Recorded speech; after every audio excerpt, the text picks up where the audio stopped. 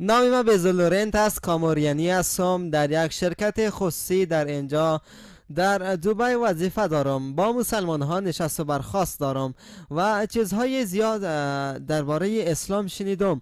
قابل ستایش است، فراگیر، بدون عیب و ویژگی های زیادی دارد اسلام. سوال های زیادی داشتم که جواب درست برای آنها پیدا کردم، اما چند سوال دیگر در ذهن خود نیز دارم. تا زمانی که به سوالهای جواب دادن نشود اسلام را پذیرفته نمیتونم. پس طبق معمول سوال خود را در مقابل حضار مطرح میکنم و بعد از آن نیت و نظر خود را درباره اسلام اظهار میکنم. امیدوار هستم که جوابهای شما برای ما قابل قبول باشد.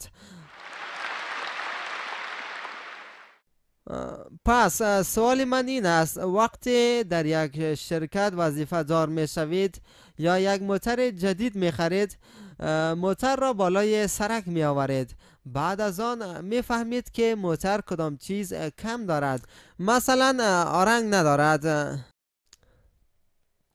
نمیفهمم که شما چی فکر میکنید. آیا میگویید که آرنگ آن را فراموش کردند یا برای آن آرنگ کدام اتفاق افتاده است که کار نمیدهد؟ حالا همین مثال را به جهان ربط میدهیم که ما در آن زندگی میکنیم. میخوایم سوال کنیم که جهان توسط الله متعال خلق شده است. کسی که توانا و باهوشترین است، او جهان را خلق کرده است و ما را در آن قرار داده است و ما در عصر حاضر دنبال آرامش، صلح، امنیت میگردیم. این آرامش در کجا قرار دارد؟ وقتی که جهان توسط باهوشترین شخص ساخته شده است، آیا برای آرامش کدام اتفاق افتاده است یا ما دنبال چیزی میگردیم که در این جهان اصلا وجود ندارد؟ تشکر. برادر سوال خوبی رو مطرح کرد و یک مثال داد. ای که یک موتر اگر بخرن، یک موتر جدید، و بفهمین که هیچ آرنگ نداره، آیا این چیزی است که فراموش شده؟ به اساس این قیاس گفتن که در عصر حاضر در جهان هیچ آرامش وجود نداره و هر کس در جستجوی آرامش است، یا الله فراموش کرده است که آرامش خلق کنه یا خواسته که انسانها آرامش نداشته باشند. برادر شما یک سوال بسیار خوب مطرح کردن. درباره یک نوع موتر مثال میتونم. آیا مدل جدید موتر BMW را دیدین؟ جدیدترین مدل او را، مدل 2012، بلندترین مدل آن را که 7 سلنسر داره، یا مرسدس مثال میتونم. این یک داستان واقعی است. یک بار با دوست خود بودم، او با دوست خود گفت موتر مرا پارک کن. وقت داخل موتر رفت، سویچ پیدا نتونست. پس با دوستم زنگ زد و سوال کرد که سویچ کجاست. دوستم به خنده افتاد. موترهای جدید جای سویچ نداره، ویژگی تکنولوژی جدید است. هرگاه کلید به موتر نزدیک شوه، به طور اتومات حس میکنه، دکمه او را فشار بتن روشن میشه. مدل جدید. اگر وسایل جدید خبر نباشن، شاید ندانن که در موترهای جدید کلید به جای سویچ نیاز نیست، به خاطر که اتومات هستن. پس دنبال چیزی هستن که به شما بسیار نزدیک است، اما او را درک کرده نمیتونین، به خاطر که شما درباره اون نمیفهمین. پس الله سبحانه و تعالی از نخستین لحظات آرامش مهم دانسته. منبع اصلی آرامش اسلام است. الله سبحانه و تعالی خالق همه چیز، منبع اصلی آرامش و کل چیز است. اگر خالق درک نکنن، باز هرگز به آرامش واقعی دست نمیابن.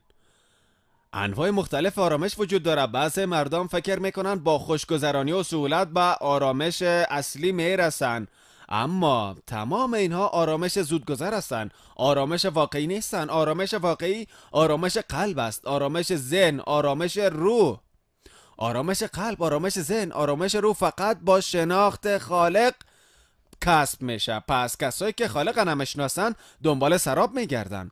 وقت به دشت ها برن سراب میبینن و دویدن دنبال سراب کار بفایده ای است. آرامش شما با شناخت خالق بستگی داره و برای شناخت خالق قسمی که قبلا یادآور شدم با لیست راهنمایی نیاز دارن.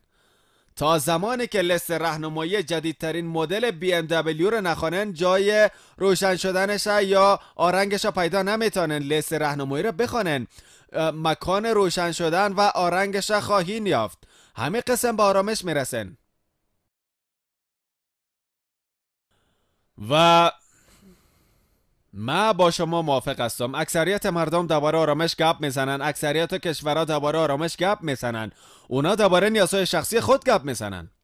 امنیت شخصی را آرامش میدانن. آرامش واقعی، آرامش ذهنی، آرامش قلبی، آرامش روحی میباشد. من نمیفهمم که نظر شما درباره انسانهای دیگر چیست. ماشاءالله من آرامش به سر میبرم. نمیفهمم که چه انسان در آرامش هستن. اما من ماشاءالله دکتر ذاکر نایک در آرامش هستم. ماشاءالله من آرامش یافتم به خاطر که اسلام از کلمه سلام گرفته شده و به معنای آرامش است. همچنان از کلمه عربی سلام مشتق شده که به معنای واگذار کردن خاص خود به الله است. پس آرامش واقعی و اسلام به معنای آرامش با واگذار کردن خاص خود به الله به دست می آید. پس تا زمانی که خاص خود به الله واگذار نکنین هرگز به آرامش واقعی دست نمیابین. امیدوار هستم جوابتان فهمیده باشین. بله جواب را فهمیدم. پس آماده این که آرامش جدید بپذیرین؟ بله دکتر، بسیار زیاد تشکر از توضیحات شما. ذهن مرا مغشوش کرده بودند. من واقعا اسلام را به عنوان یک مکتب، به عنوان یک راه پیشرفت و آموزش تصدیق میکنم، در جایی که ما یاد میگیریم چطور برای خود مفید باشیم. پس از همین روز میخوایم جزئی از آن مکتب باشم تا راه درست زندگی را یاد بگیرم. برادر، آیا باور دارن که یک خدا وجود داره؟ باور دارم. آیا باور دارن که عیسی خدا نیست؟ بله باور دارم. او را به عنوان فرستاده خدا قبول دارن؟ قبول دارم. آیا باور دارن که حضرت محمد پیامبر خدا است؟ باور دارم. آیا کسی شما را مجبور کرده که اسلام بیارن؟ هیچ کس مجبور نکرده. آیا به خواسته خود قبول میکنن؟ خواست خودم با است. اعتقاد خود میپذیرن؟ بله. آیا کسی بالای شما فشار وارد کرده؟ کسی فشار وارد نکرده. ماشاءالله. انشالله من به عربی میخوانم و شما تکرار میکنن. اشهدو الله الله اله اله الا الله الا الله و اشهدو ان محمدن عبده و رسوله. من گواهی میدهم که هیچ خدایی جز الله نیست و گواهی میدهم